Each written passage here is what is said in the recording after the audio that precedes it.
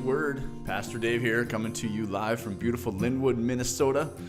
Hope you're doing well. Beautiful outside. Spring is in the air. First Word, we gather to study the book of Mark together. Today we're in Mark 7, and we're going to read some of Mark chapter 8. Sorry we missed Friday and Monday. My apologies for that, but we're back. We are going to start to do First Word from Monday to Thursday. Friday is typically my day off, and so we're just going to change it to do Monday to Thursday. We'll do First Word, so there'll be no First Word on Friday. But today we're jumping back into Mark, and let's read Mark 7, 31 to chapter 8, verse 13. All right, I'll pull it up. Oh, I'm out of practice here. I'm missing one of my monitors, but I'm going to grab it here for you.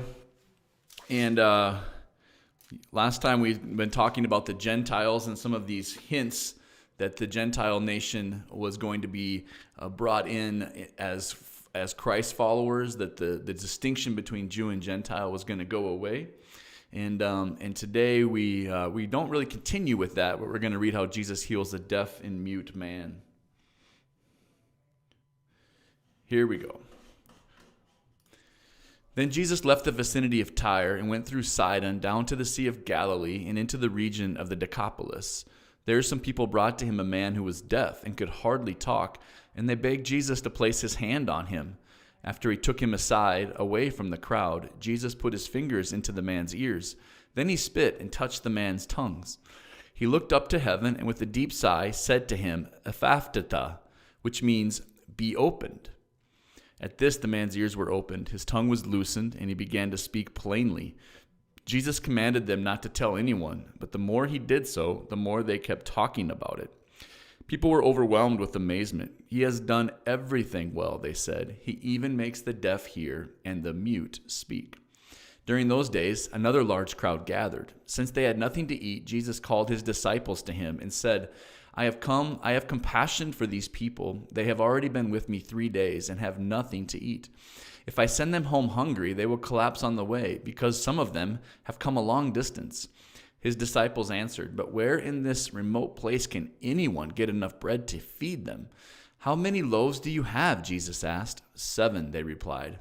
He told the crowd to sit down on the ground, and when he had taken the 7 loaves and given thanks, he broke them and gave them to his disciples to distribute to the people, and they did so. They had a few small fish as well, and he gave thanks for them also and told the disciples to distribute them. The people ate and were satisfied. Afterward, the disciples picked up 7 basketfuls of broken pieces that were left over. About 4,000 were present after he had sent them away. He got them into the boat with his disciples and went to the region of Dalmanutha. The Pharisees came and began to question Jesus. To test him, they asked him for a sign from heaven. He sighed deeply and said, "Why does this generation ask for a sign? Truly, I tell you, no sign will be given to it." Then he left them, got back into the boat, and crossed to the other side. The word of the Lord. All right, so this is the first case of deafness to be recorded. We've seen Jesus doing a lot of miracles, pointing to who he really is. This is the first time that the deaf has been made to hear. Question for you. When was sign language invented? When would be your guess? What I looked up quickly in a quick Google search, you could fact check it, but was 1620. So many years after this story. And you think about how isolating deafness must be now, but without sign language, how isolating it must have been. I'll never forget being in Wisconsin Dells at one of those big, water parks. And it was an indoor wave pool, really big space, and there were a lot of families and kids, and it was pretty noisy. And all of a sudden, a big coach bus pulled up, and a whole coach bus full of young people who were deaf came into the building. And it was amazing how loud but how silent they were. Because at the end of the day, they were completely silent. But when they came into that wave pool and saw the waves and the pool and all the excitement, their fingers were just moving so fast. I'll never forget it. It must have been like 50 of them or so. And they were just so excited. And you could see it in their faces. You could see it in their hands. But it was just quiet. Just quiet. Sign language is definitely a gift for those who are deaf now, and now they have the cochlear implants, which is like a miracle in and of itself.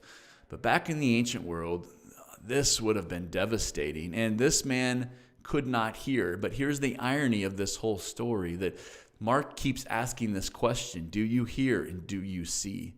This man could not hear, but in fact he was hearing far better than a lot of the Jewish men, women, religious leaders, even the disciples. He seemed to be hearing and seeing what and who Jesus actually was better than the people who could actually hear. But he couldn't speak he couldn't tell what he was hearing because his tongue was tied. He had a speech impediment. He couldn't speak. Many people that can't hear, of course, really struggle with speaking, because that's how you learn to speak, is by hearing. And so Jesus gives the man the gift of hearing, and then he gives him the gift of speech. So now this man who, although he couldn't hear, could hear, and although he could hear, he couldn't speak. Now he can speak, and Jesus tells him to be silent, right? Why? Why is so much about the secrecy? And we've talked about this. Now, to be honest, at the end of the day, there's debate. Scholars try to debate why. And we talk about the messianic secret, that it's kind of an advice to get our attention, that John says to him, don't tell anyone. And we're like, whoa, that makes you listen harder. What's the secret? What are you not supposed to tell? And that might be all that it is. Some say that the miracles where Jesus asked for silence are the miracles that reveal his true identity. They're the clearest markers. They're clues. The miracles where Jesus asked for silence were miracles of sight and hearing and resurrection. And some argue they can only really be understood after Jesus' own resurrection. And we'll see the disciples really do understand after the resurrection. But for the time being, he tells them to be quiet.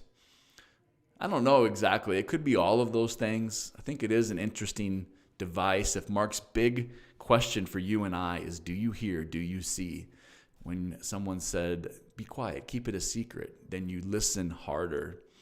Now, another caveat to this story, Jesus he put his hands in the person's ears, he spit and he touched the tongue, all kind of like, whoa, why do you have to do that? And we don't know. They said spitting was typical of that time period. It would have been normal, kind of a method of as someone seeks to heal. But Jesus wasn't afraid of physical touch, and he did it often. And those that are deaf and mute, they were seen as being deaf and mute because of their sin and their brokenness. And they were outcast. They were judged not just because they were different, but because there was a reason in their mind that they were deaf and mute. And so for Jesus to touch this man tells this man that Jesus recognizes his humanity, his identity is a beloved son of the Most High God, not an outcast to be avoided. So the story of the deaf and mute, and then we get the story of the feeding of 4,000. And we'll just touch on this quickly. There's a lot of debate if this is the same miracle of feeding of the 5,000 or if it's a different one. Now, a lot of us assume it's a different one. There's a lot of scholars that think it's a retelling of the same story. No matter what, it's very similar in this idea of the bread of life. And we talked about this in a previous episode with the feeding of 5,000, that Jesus was showing his identity as the new Moses, the greater Moses, that he is going to bring a life and he is the bread of life, that those that come to me no longer will thirst or be hungry. And Mark is seeming to emphasize that the disciples just are missing it, that they keep missing these clear markers of who Jesus is. And many of the Jewish people miss it. The religious leaders miss it. And he keeps emphasizing their blindness, their deafness. And it begs the question, and I think the truth is that it's important for us to be curious about what we're missing. If the disciples missed it, if the Pharisees missed it, we're going to miss something. And the way that you don't miss something is to ask the question, what am I missing? To always be looking, what am I not understanding?